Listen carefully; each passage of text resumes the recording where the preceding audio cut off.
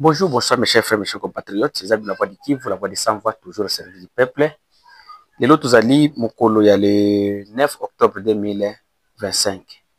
Na base que les lots n'a pas kati, posant la information beto que dokoloba. Premièrement, token dokoloba sur les points où il va te belé bazoko benga koto na biso. Réellement, quelle est la réalité? Est-ce que où se trouvent les militaires des FARDC Wazalendo dans le territoire de Walungu, de Chabunda plutôt? Est-ce que les M23 sont-ils déjà à Chabunda? Parce qu'il y a des messages, ils m'ont même envoyé des messages audio pour la police. Non, balobi qui est M23 na côté na kati ya mabeli ya territoire Chabunda te. Alors to koya ko lobela bino ngo, avant to lobela bino boyebi bino soki non, le président de la République Félix Tshisekedi bazali kuna na nani na poto na Bruxelles na poro mwana président de la République attendre loboko na ye et pas ya président rwandais Paul Kagame ya koloba non bakutana po batonga kimia ya malamu pour que nous kolanda na vidéo ya président de la République parce que après la déclaration du président de la République Félix Tshisekedi le ministre rwandais a répondu à qui est tout la dana nous président de la République nini alobaki kuna na Bruxelles tolanda. Nous avions des tensions pour vous proposer de travailler ensemble, de rapprocher nos peuples, nos communautés, pour le développement et le bien-être de celle-ci. À aucun moment, je n'ai affiché une attitude belliqueuse, quelle qu'elle soit, à l'égard du Rwanda ou de l'Ouganda ou d'un autre de nos 9 voisins. Aujourd'hui, nous vivons cette situation et nous sommes les deux seuls capables d'arrêter cette escalade.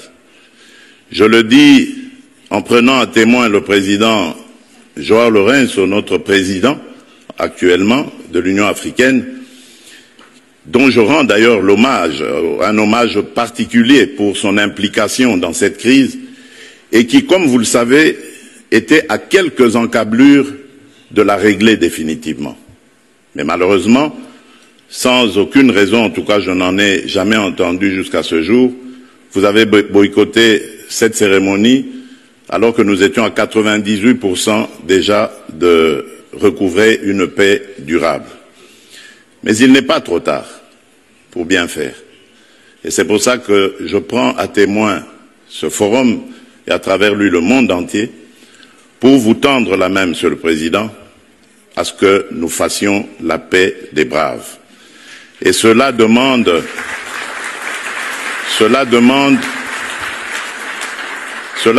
que vous donniez l'ordre aux troupes du M23 qui sont soutenues par votre pays d'arrêter cette escalade qui a fait suffisamment de morts comme ça. Nous les comptons par millions depuis des années. L'histoire nous jugera. Il est temps d'arrêter et de nous tourner vers la paix et le développement. Je remercie.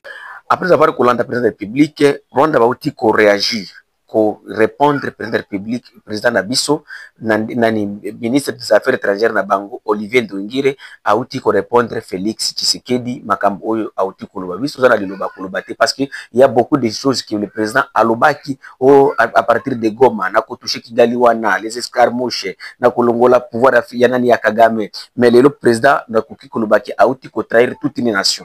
Donc maloba Oyo abande koloba kubomisa batu kota na armée.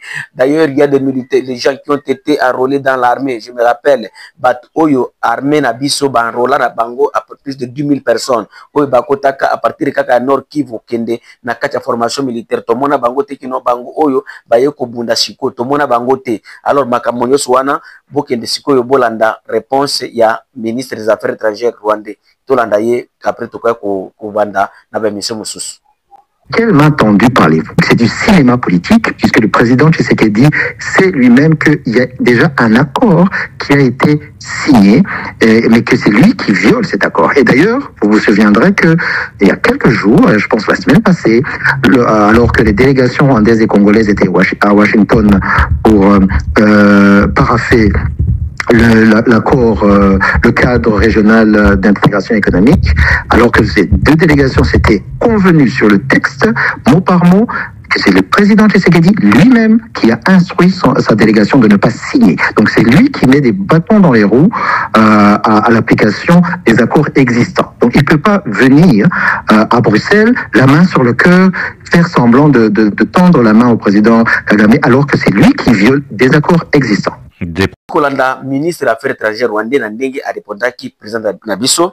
Alors tokei premièrement na kati ya province ya Sud Kivu makambo batozo kotuna biso la voix du Kivu ibisa biso eza ndenge nini na côté ya axe Zibira kuna na Shabunda ezali ndenge nini. Mes chers frères, mes chers compatriotes, na koki ko ibisa bino que après chute ya Kibanda Magombo na par les rebelles du M23 oyo ezali dernière chute ezali na kati ya territoire ya Walungu pour que okota na kati ya territoire ya Shabunda les troupes ya AFC M23 bazo contrôler pe village ya Maimingi 1 et Maimingi 2 bazali ko contrôler pe village ya Ngombe 1 et Ngombe 2 ba village awa toujours déjà na kati ya territoire ya Shabunda. Comme je vous ai dit dans les émissions oyo le kaki mais Maimingi ezali village ezali oyo ezali na rivière Godrani rive moko ezali Shabunda rive mususu ezali na kati ya territoire ya Walungu. Alors tous ces deux rives là ezali na kati ya contrôle ya entre ya AFC M23. Alors ko kende liboso au côté na village ya Ngombe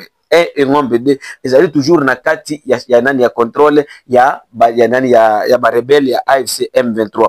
Alors tango bakotaki ka kokoma kaka na village ya Ngombe et Ngombe 2 bazaki progression vers Nyalubemba et Kimbilingi nde esika ba M23 bakendaki badebordaki donc bakendaki côté direction ya nani ya Nyalubemba et Kimbilingi. Nyalubemba et Kimbilingi yango ezali à moins de 9 km na oyo cité ya Evari. Alors la population oyo ezali na Kingulube plutôt na population ezali na Kigulube nde esika ba militaire na biso ya FARDC na bazalendo bazali ko se concentrer ko se cantonner po na kotala soki bakoki ko sala réplique des attaques encore pour attaquer bisika nyonso oyo déjà ba M23 AFC bazali bazui déjà contrôle. Alors population ezali na Kigulube na population ezali na Isesia ezali pe na Evari na même na kati ya Shabunda centre bakotaki na kati ya panique totale. Jusqu'à présent je suis en train de vous donner cette information, panique munene ezali na kati ya Shabunda parce que les gens n'ont plus confiance. Parce que batozo lobatekino soki armée na biso ezalaki incapable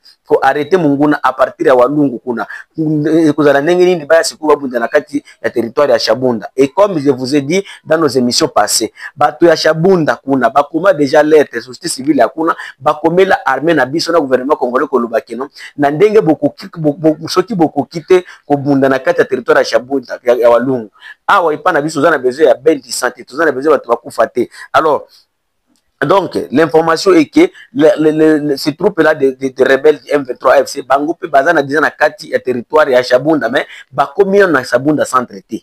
Bakomina na Shabunda centre te basale kinde débordement de côté ya Nyalubemba et Kilimbilingi mais bakomina na côté na bakomina no na Shabunda centre te. Et ce qui te bimi wana bandeko na ngai to toza toujours na kati ya même information oyo ya makambo ya nani ya na makambo ya nani ya axe Zibira.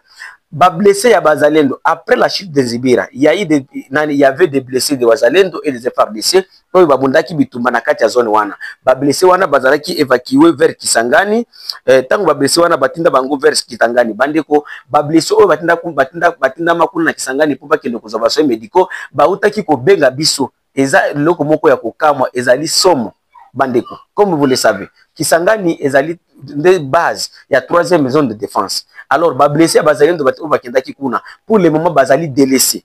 Ils m'ont appelé, ils m'ont dit que non. La voix de Kivu, le Belabiso, tozali na kati ya territoire, probablement ki tozali awa na kati ya mboka Kisangani, na kati hôpital militaire de référence de Makiso na pavillon au pavillon militaire. Nani pavillon militaire tozali sima tozali na kati ya quartier ya plateau médical na sima ya aéroport ya Simisimi non loin ya cimetière oyo ya bitumba de 6 jours. Donc esika bazali na kati ya hôpital général de référence ya Makiso na kati ya pavillon militaire. Alors esika bazali et ezali quartier plateau médical nani na kati nani sima pembeni ya aéroport militaire ya Simisimi oyo kuna na Kisangani. Alors esika bazali ezali non loin ya ya nani ya cimetière ya 6 jours surtout le cimetière ya 6 jours nde esika bakunda bato bakufa na bitumba entre les Rwandais et les Ougandais na kati ya ville ya Kisangani comme vous le savez. Alors balobi ke après la bango pour bango kuna bazo kozwa ba du côté assistance ata moko zate mutu même soza na pota ngo zwango na tango banda ko bundela mboka mais eloko akolia pe libumuzala kana besoin etia moi eloko moko boye il y a même quelques wazalendo oyo bayebi lingala te bayebi ka Kiswahili bazo ko souffrir na kati na pavillon militaire wana pour que azo eloko akolia. Alors balobi ke la voix du Kivu le belabiso est-ce que to salama be na ndenge to kinda to mi pesa eza message ya Swahili mais nazoko traduire est-ce que to sala mabe na ndenge to mi pesa pona ko bundela mboka lelo après biso ko bundela mboka to zwaki ba pota na zwaki ba blessure to komaka ba blessé na tangu ya nani ya na pona cause ya mboka mais lelo to zokozanga même eloko ya kulia général Foka Mike o azali ministre ya intérieur et défense ya Sud Kivu ayaki kotika biso awa poto ya kokufa awa to nini ezali question oyo ba blessé wazalendo oyo bazali na kati ya hôpital général de référence de Makiso na kati ya pavillon militaire biso pe to beleli to sengi gouvernement congolais botala ndenge nini vraiment bokoki kosunga bana wana parce que ce sont des gens oyo bazo baputa wana na ndenge ko bondela mboka et ils ont tout un gouvernement derrière et on ne peut pas croire que non bato oyo ba bondeli mboka ba blessé de guerre ba kende ko souffrir kaka na biloko ya kolia tandis que ils ont ba budget aujourd'hui ko bima est-ce que toyoka teke non bino bakonzi bozangi même mafuta ou bien essence oyo yakotambusa mituka na bino bozo kokende bapoto bozali ko voyager. Alors à notre grande surprise kutu ezali question oyo ya gouverneur ya kuna gouverneur ya kuna Kisangani oyo azali ke non ceux qui trouvent que non mboka na biso tozobundela mboka tous les gouverneurs ils disent que ils sont en train de travailler dans la vision du chef de l'État et c'est quelqu'un qui est dans la vision du chef de l'État bazo kozala même incapable kofanda na kati ya province na yete donc même ko visiter ba blessé baza na kati ya province na yete à l'heure où je vous dis aza soki na Dubai akenda ye na Rebo après avoir invité Rebo na kati ya Kisangani a payé Rebo $50,000 dans une ville là où les gens manquent même d'eau potable, d'eau à boire, les gens manquent d'électricité, insécurité partout, mais il y a un voyage à Kenda na Rebo après avoir consommé plus de $50,000 na compte ya gouvernement provincial. Awa ba blessé de guerre ou na kati ya ville na ye, baza même incapable kozwa eloko akolia. Alors to beleli to ko sala alerte bakonzi bokende bosunga ba blessé po eloko wana epesa bato mususu courage soki lelo bozo kunyukola ba blessé baza kuna bazo zanga eloko akuri ozanga kiss alors ba oyo nanu bazana no ba blessé te to bisa bango nini après soki bazo information oyo ba ko se sentir ndenge nini non to kende kokufela mboka memboka eza ko honorer biso te mboka ezo komona biso neti tozali ba yuma non les Congo ne manquent pas l'argent et vous devez savoir que l'argent là ça ne vous appartient pas ezali mbongo ya mboka to lobi te que non muto abimisa mbongo na ya poche akende ko ça n'est pas blessé wana tolobi ke bobe misa mbongo ya Congo ozo kusala ke Congo ami bundela ye moko bokende ko sunga ba blessé de guerre. Totika toujours na kati ya Kisangani bandeko tozana message ya ba militaire oyo bauti ko oyo bazaki na kati ya formation na kati ya camp ya Kitona cas de formation de Kitona. Il y a quelques militaires qui nous ont appelés par le téléphone. Balobi que la voix du Kivu biso tootaka Lubumbashi. Il y a des militaires oyo bazaki recrutés à Lubumbashi batinda bango pa na vers Kitona. Tango bakomaki na Kitona kuna bakenda na bazaki na en pleine formation na formation silité lobi tango ministre de la défense akiti kuna.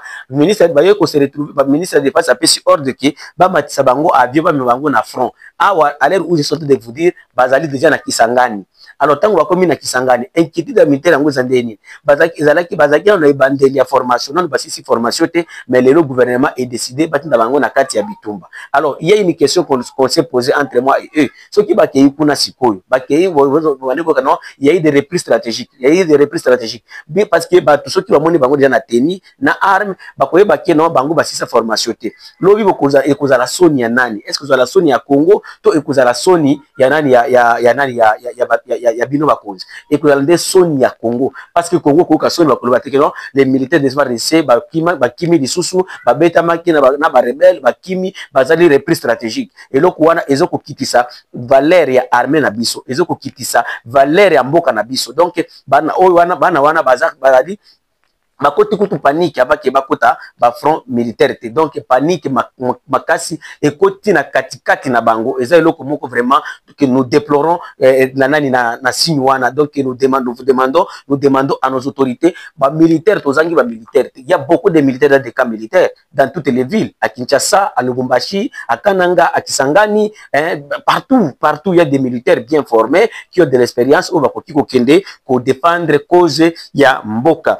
Alors bandeko nangai tokotikala toujours na kati ya la même province na kati ya province ya Chopo précisément na kati ya territoire d'Isangi ezali na kati na vers la rivière au long de la rivière Lomami ozali moko parmi les affluents ya fleuve Congo précisément à Ilambi dont il y a 4 médecins qui ont été tués et brûlés vifs devant les services de sécurité pour na bakisation ka la fausse accusation que non bazali kolimu sa ba sexe ya batu. Alors une chose que la population de cette partie conscient qui se demande comment expliquer nos policiers mutu bazali ko agresser mutu devant policier devant militaire mais un militaire ou bien un policier bien formé nous savons tous que non les policiers ont été formés pour sécuriser la population mais ozoko sa policier qui non tala eloko oyo 1 2 3 4 azoko répondre que non est allié vraiment ils ont abattu bakendaki ko alerter ba policiers avant que bato wana baboma bango donc balobaki que non etali bangote. Alors nous demandons au gouvernement congolais de mener des enquêtes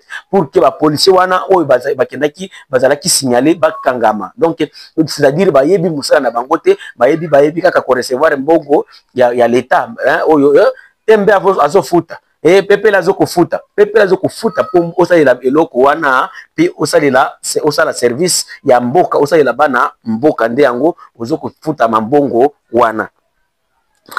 Tobimi na kati ya province ya Chopo bandeko abato kende na kati ya Lualaba tokeyina na kati ya province ya Ituri précisément na kati ya territoire ya Njugu lelo oyo eza ba image moko tokoki ko ya ko balancer yango ate donc banani bakodeko bauti ko boma 8 personnes ya nani na kati ya village ya Kalanda oyo bazali originaire ya village ya Goba Sisudale na village ya Chilu donc ces 8 personnes là ont été tué et puis donc ils avaient image moko vraiment oyo mutu tokoki kotia ngote po na ko éviter ba sanction ya nani ya YouTube donc bakati bango ba sexe donc eloko moko vraiment oyo bakodeko bazo kosala et puis ces gens là kizaki bango ke baza bato ya CRP ya Thomas Lubanga tandis que ce ne sont pas les gens de Thomas Lubanga ce sont seulement des simples cultivateurs donc bango bazali bato oyo ba cultivateurs mais bomika ka bango kaka boy tokoki kosenga kino que ça soit la communauté internationale et nationale donc la le gouvernement il faut qu'on diligenter banquette et puis na ko lancer ba mandat d'arrêt na epa ya bato oyo bazali ko sponsoriser ba ko deku bazoko ba bato butu na moi une chose que vraiment population ya etandi wana ou bien Nord Kivu ba ya Ituri plutôt bazoko vivre avec inquiétude yango bomona ki même Uganda après nani insuffisance armée na biso ko sisa bakabana ba kodeko ba ADF bolanda kilobi avec Uganda bazoko proposer et pas armée congolaise non ba armée une milice ou bien le keki wazalendo na kati ya parti wana pour que ba défendre mboka au lieu que non bato bandoko kufa chaque jour neti banyama.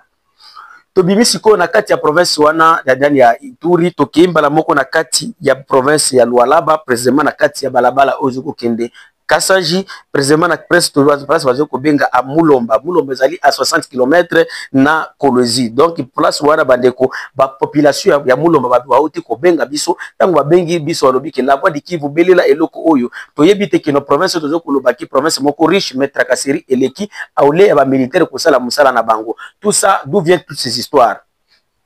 La semaine passée, la semaine le kaki on va na mission na biso, je sais que Bolanda ka tobisa ke bino kino province ya Lualaba na côté ya nani ya Bilolo jusqu'à Kasaje, il y a des miliciens oyo ya Sokoko ya Laurent Sokoko bazoko kota wana bazoko kota côté Angola ba côté na nani na Bilolo après Bilolo ba kota na Kasaje bazoko implanter bato na bango na kati ya Grand Katanga donc bazoko kena na kati ya Olomami ba mosusu ba kena na kati ya Okatanga mosusu bazali na kati ya nani ya Lualaba bazali kolinga kosala kumoko boye pour na ko renverser makambo nyonso kuna na kati ya côté ya Katanga. Alors il y a eu des mesures au gouvernement et lobaki bakendaki siko kotia barrière na place tozo ko benga Mulomba mais barrière wana ole eza la barrière ya kodzela kino oyo bato Laurent Sokoko baya babetama to bazala ndenge nini lelo ekomi siko barrière ya tracasserie hein? Donc comme siko barrière tracasserie awa bazali kofutisa moto soki moto lingele kawana ezo kofuta mbongo ya Congo oyo ezali na valeur ya 15 000 francs.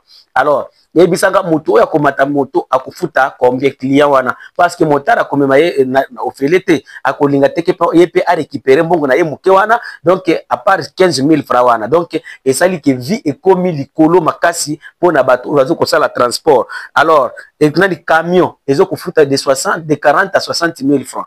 Alors vélo ezo kofuta 5 000 francs. Yo mutu onani soki oza na carte d'électeur te ozali kofuta 30 000. Alors on peut se demander si ces rebelles là de Sokoko balingi bakota siko na kati ya province ya Lualaba et puis bazana ba carte d'électeur te, est-ce que mutu na moto ko préparer 30 000 to 40 000 te pour baler kaka facilement? Alors, l'argent que vous demandez là, et qui peut ça carte d'électeur, et qui confirmer que non, oui, vous n'êtes pas rebelle, ou vous n'êtes pas milicien, ou bien vous n'êtes pas un bandit. Non. Donc, il suffit que le gouvernement, ou bien maman Fifi Masuka Kuna, botan la nengi na coordonner ba militaire. Et puis ma cambonio oyo, les alliés pour vos autres militaires, c'est aller. Donc, ceux qui militaires à Congo, ou bien policiers, batin des places, moko boya que nous kusala musala, et ceux à la net, batin die qui non, qui ne kolia siko nyamana yo angwana, population des alamutu oya kotrakasi. Et tout ça, nos autorités bazo kozala okura te parce que balingi mingi bureau ba autorité na biso ya Congo bango bakenda kala terete soki bakena na terre bazo kende ko inaugurer toilette po moko ya moke eloko boko boye lepita ngazo ko kende kuna mbongo mulai awa boya frais de mission.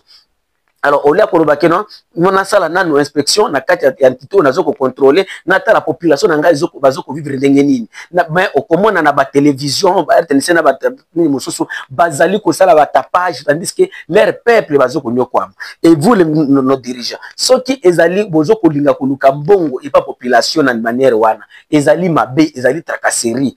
Ezali bozana banzela ebelo ko kuluka rango mbongo na kati ya Congo awa et puis eta mutu moko te akotracasser bino akoloba ngote et puis la bénéfique et pas population. Donc dans le Bakanamboka, prenons par exemple, nani na régie des eaux. Régie des eaux, il y a des villes là, régie des eaux, ils sont inexistants. Il y a des grandes villes, pas des villages, des grandes villes dans ces pays. Régie des eaux, ils sont inexistants. Est-ce que si vous mettez de l'argent, régie des eaux, écoute ici, maï, na kata wa komini nyoso wana, oyo, ils ont maïté. Batuana wa komanda ko futa maï mbongo wana. Tant on futa mbongo wana, est-ce que mbongo wana ko na kata ya compte à l'état? Est-ce que mbongo wana, ne komatisa bidja mbokate? Prenons par exemple l'électricité.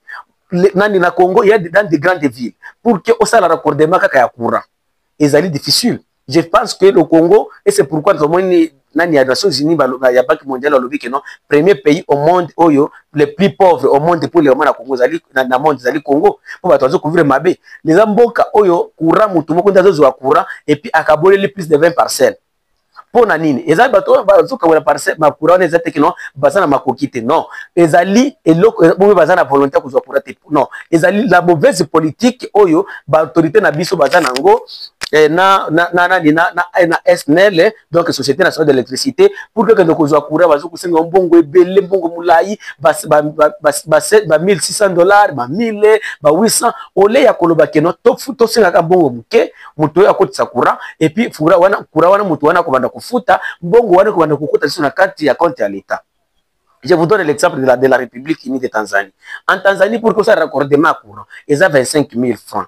Alors, ces 25 000 francs là, ils savent très bien que non, ils ont courant parce qu'ils ont cash power. Chaque fin du mois, ceux qui courent avec eux, ils ont fouta. Ils ont unité, ceux qui sont au foot.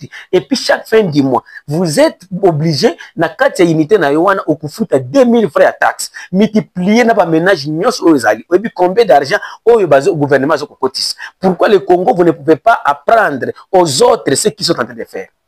Alors vous préférez d'installer ou bien d'aller installer les barrières aux autres pour tracasser batonakati à quartier, tandis que la manière de chercher l'argent est belée.